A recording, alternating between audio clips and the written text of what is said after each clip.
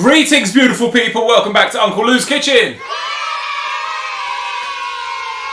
I hope you're having an amazing one, folks. I've got a very special episode for you today. This is one that was actually requested, and then I did also a poll on Instagram to see whether you guys wanted to do my mum's apple crumble recipe or the vegan egg fried rice. So we're going to be doing the vegan egg fried rice today. I'm going to be doing this authentic Chinese takeaway style like they do in the UK. I don't know, maybe in America they do it a different way.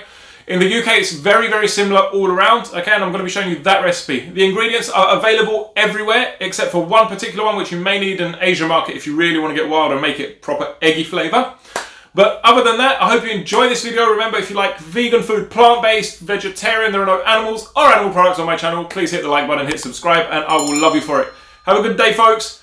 Take care. I look forward to seeing you in the comments below. Bye for now. Let's get cooking. Okay guys, so the ingredients are going to be in the description, but I'll run through them real quick. So for the rice, you're going to want overnight rice, enough for 2 people, 1 large carrot which has been cubed, 1 medium onion which has also been cubed, a large handful of peas, 1 teaspoon of MSG, 1 tablespoon of dark soy sauce, 1 tablespoon of light soy sauce, a large handful of spring onions, an optional teaspoon of garlic puree, and some salt. For the egg replacement, you're going to want 1 block of preferably extra firm tofu, if not then firm tofu, 1 teaspoon of turmeric, and 1 teaspoon of kala namak, black salt, but we'll go into that afterwards. So for the first step, we're going to prepare our tofu. I highly recommend, if you're a regular tofu consumer, invest in one of these tofu presses. It's good for firm tofu. It basically allows you to drain it in a very simple way. And what we're going to do is just crumble it to a point where it's like scrambled eggs. And once that's scrambled, what I'm going to do is just add a bit of weight to it and let it continue to drain for about 10-15 minutes. You'll find that the extra firm tofu is less watery than the firm, or it could just be the brand that I'm using. It's my first time trying this one. And now we're going to move on to the rice. Now folks, I'm not going to go into the different types of soy sauce because it's a whole world within itself. However, just so you know, Kikkoman, this one is if you're doing Japanese food. So we're not going to use this today because the egg fried rice that I'm doing is Chinese or Cantonese. Now, the dark soy sauce that I use, there are 2 that you generally find in the UK or Ireland. One is the Pearl River one and one is the Lee Kum Kee one. Pearl River, I find this tastes very, very chemically. I don't like the flavour of this. It's very strong, and to be honest, I only have it because whenever I run out of this one, just have it as a backup. I don't like this brand. I don't recommend it. This one's as neutral and as okay as it gets, really. So now, generally in Chinese cooking, you're going to use both a mixture of dark soy sauce and light soy sauce. The dark, in fact, wait there. I'm going to show you a difference. For example, I don't know if you can see here. You can see this is a lot darker and it's thicker. Now that's generally used for colouring. And this is the light soy sauce. This one's used more for the flavour, the saltiness, really. So we're going to be using both. Now, just a tip, you're not actually cooking with them. You're going to be adding them in as both flavours and for colouring. So just make sure that you don't boil them with the dish because it gets sticky and it just becomes a mess. So just a little tip.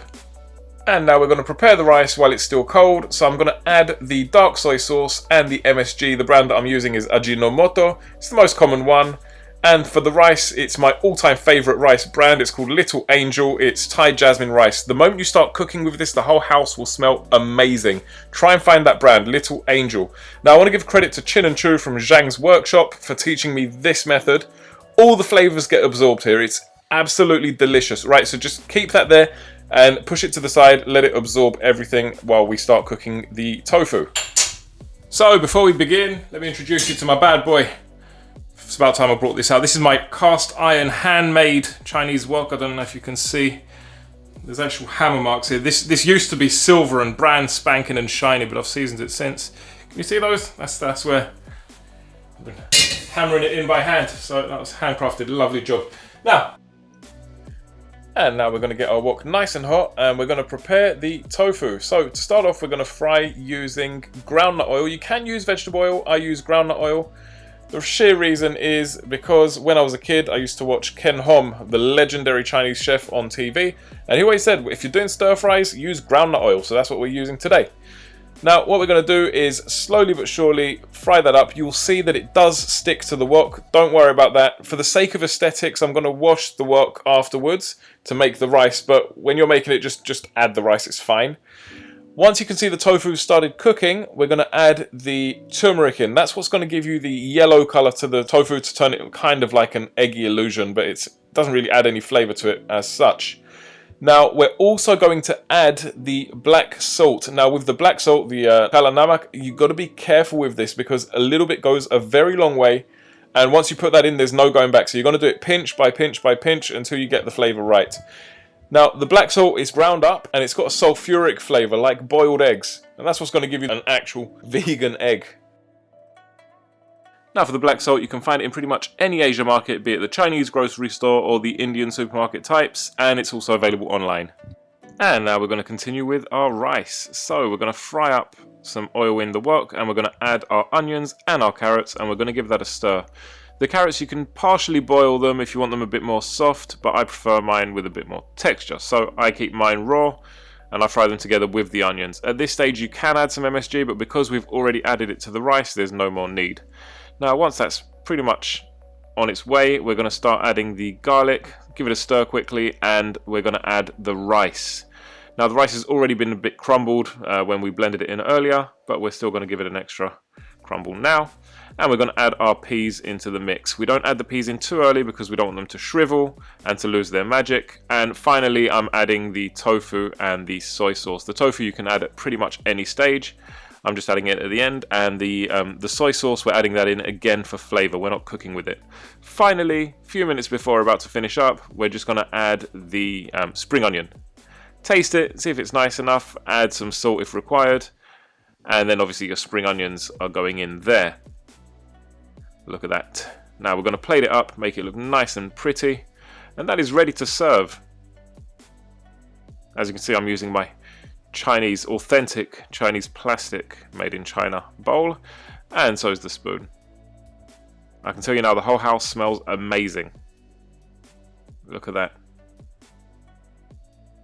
I'm sure you'll be very, very impressed with the way the egg, so to speak, came out. It's really good, in fact. And for garnish, we're just going to sprinkle some spring onion on there for final touch. Now you can, it's not done in Chinese takeaways. They don't usually do this simply because of costs, but you can also add a touch of sesame oil on top. You never cook with sesame oil. It's used as a flavor only. Just remember that. So yeah, that's it. We're just going to add a little bit of that, but that's my personal taste, and that was actually for my wife because I don't have it in mine. She likes it, so there you have it. Okay folks, so finally the taste test. I've put it in a clear bowl so you can actually see the final outcome. So we've got a nice mix of everything now. The vegan egg. So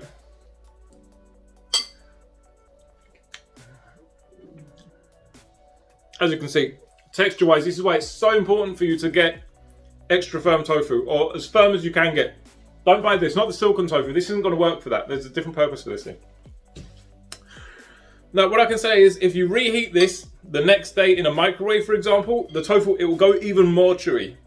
And literally, this is how you're going to make your vegan egg fried rice to come out as standard as possible. Give it a try. I hope you enjoy it, folks. It's how it's done. This is the recipe. This is the one that most, if not all, Chinese takeaways in England, for example, I know this is the way that they do it. I've studied and I've researched this topic, and I'm a student of Chinese takeaway food and junk food in general. So it's just, this is the way you're going to veganize this dish. Anyway, folks, it's been a pleasure. I hope you enjoyed yourselves watching this video. As always, if you like vegan food, plant-based, hit the like button, hit subscribe, and I will see you next time. Bye for now. By the way, comment below if you want me to make anything else.